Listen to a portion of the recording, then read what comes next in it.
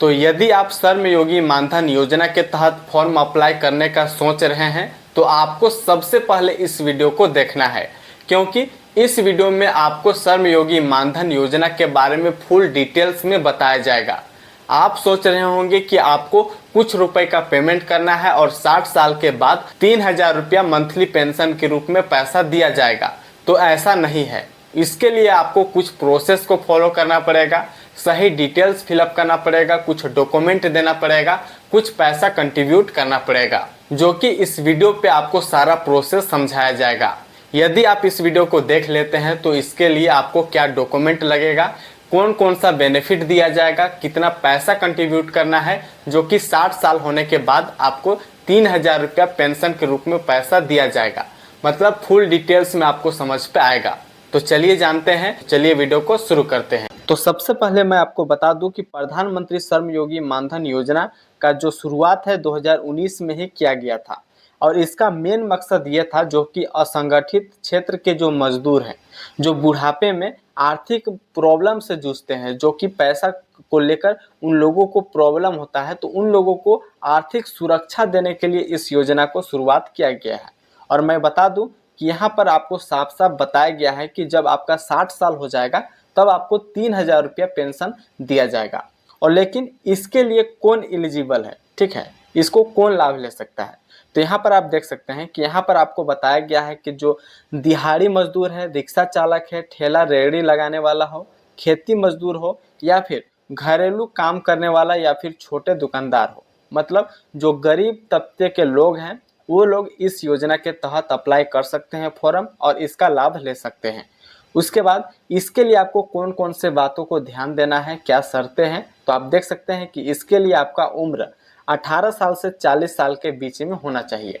यदि आपका 18 से 40 के बीच में है तो आप इस योजना के तहत अप्लाई कर पाएंगे। और यहाँ पर आपका जो मंथली इनकम है 15,000 रुपया से कम होना चाहिए। साथ में आपको यहाँ पर बताया गया है कि इनकम टैक्स पेयर नहीं होना चाहिए, ठीक है, आप इनकम टैक्स पे नहीं करता हो। साथ में यहाँ पर नीचे स्क्रॉल करके आएंगे तो यहाँ पर आप देख सकते हैं कि यहाँ पर मंथली कंट्रीब्यूट करना पड़ेगा पैसा, आपको कुछ बहुत पैसा अभी देना पड़ेगा। 18 से 40 साल के बीच में जितने भी लोग हैं अप्लाई करेंगे तो उन लोगों के अकाउंट से कुछ पैसा कटेगा, और कुछ पैसा कटने के बाद जब आपका 60 साल हो जाएगा तब आपको 3000 रुपया मंथली पेंशन का पैसा दिया जाएगा। लेकिन इसका भी चार्ट है कि किस एज को कितना पेमेंट करना है। आप देख सकते हैं कि जिसका 18 साल हो चुका है उसको प्रति महीना 55 रुपया का पेमेंट कटेगा, आपके अकाउंट से 55 रुपया कटेगा जिसका 18 साल है। लेकिन जिसका 25 साल हो चुका है उसको 80 रुपया महीना कटेगा, और जिसका 30 साल हो चुका है उसका 105 रुपया कटेगा, और जिसका 40 साल हो चुका है उसका 200 रुपया कटेगा। ये आप लोगों का उम्र के हिसाब से पैसा कटेगा। जब आप ऑनलाइन करेंगे तो आपको बता दिया जाएगा कि आपका कितना पैसा मंथली कटेगा, जो कि आपके अकाउंट से डायरेक्ट इस पैसा को काट दिया जाएगा। और उसके बाद यहाँ पर बताया गया है कि जिसका मतलब इसके लिए आपको क्या क्या बेनिफिट दिया जाएगा, ठीक है। तो इसका बेनिफिट्स क्या है, तो यहाँ पर 60 साल होने के बाद 3000 रुपया पेंशन, मतलब जो पेंशन का जो पैसा है 3000 रुपया 60 साल होने के बाद आपको दिया जाएगा।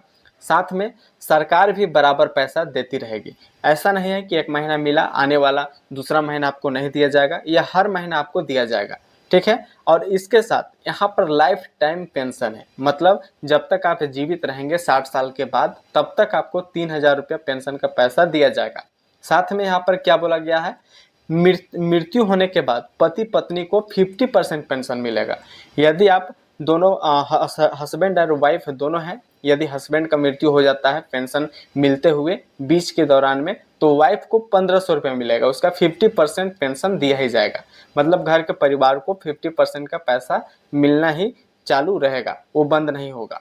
उसके बाद सुरक्षित और सरकारी योजना है, किसी भी तरह का कोई समस्या नहीं है इस योजना के रिलेटेड। उसके बाद अप्लाई प्रोसेस क्या है, तो अप्लाई प्रोसेस करने के लिए आप डायरेक्ट CSC सेंटर जा सकते हैं, जो कि आपके नज़दीकी प्रज्ञा केंद्र या फिर कॉमन सर्विस सेंटर आप जाकर इसका अप्लाई कर सकते हैं। लेकिन इसके लिए आपको क्या क्या डॉक्यूमेंट देना पड़ेगा, तो डॉक्यूमेंट आपको कुछ ज़्यादा नहीं देना है, आधार कार्ड, बैंक खाता और मोबाइल नंबर आपको देना है, जो कि आपका अप्लाई हो जाएगा। और नीचे स्क्रॉल करके आएंगे तो यहाँ पर आप देख सकते हैं कि इसका रजिस्ट्रेशन होगा और आपका अप्लाई होगा। लेकिन यहाँ पर ध्यान देने वाली बात यह है कि आपको पैसा ऑटो डेबिट होगा, मतलब यहाँ पर ऑटोमेटिक आपके अकाउंट से पैसा कटेगा। जब आप अप्लाई करेंगे जो अकाउंट आप देंगे उस अकाउंट से आपका ऑटोमेटिक पैसा कटेगा। मतलब 60 साल होने तक जो भी आपका एज के हिसाब से पैसा कटना रहेगा वो ऑटोमेटिक ऑटो डेबिट आपके अकाउंट से पैसा कटेगा। उसके बाद 60 साल होने से पहले छोड़ सकते हैं कुछ नियम के साथ। मतलब यदि आप 60 साल से पहले यदि चाहते हैं कि इसे बंद करना है, किसी कारण से आपका चालू हो गया और आप चाहते हैं कि उसे बंद करना, तो किसी कारण से आप बैंक में जाके कंसल्ट करके इसे छोड़ सकते हैं, हटा सकते हैं। उसके बाद रेगुलर पैसा देना जरूरी है। यदि आप इस योजना का लाभ लेना चाहते हैं तो आपको रेगुलर पैसा देते रहना है। जो आपका एज के हिसाब से लिमिट होगा उसके हिसाब से आपको रेगुलर पैसा देते रहना होगा। तो इस तरीके का ये योजना होने वाला है। यदि आप अप्लाई करना चाहते हैं, यदि आप इंटरेस्टेड हैं तो आप कॉमन सर्विस सेंटर जाकर अप्लाई कर सकते हैं। इस वीडियो पे आपको A to Z प्रोसेस पता चल चुका है। श्रमयोगी मानधन योजना के तहत कितना पैसा कटेगा, क्या डॉक्यूमेंट लगेगा, अप्लाई कैसे होगा, पैसा आपको कैसे मिलेगा, आपके अकाउंट से पैसा कैसे कैसे कटेगा, सारा चीज़ आपको पता चल चुका है। तो आज के वीडियो पे यही जानकारी देना था। कुछ भी डाउट है कमेंट कीजिए, उसका रिप्लाई हम जरूर से देंगे। तो आज के लिए इतना ही, तब तक के लिए जय हिंद।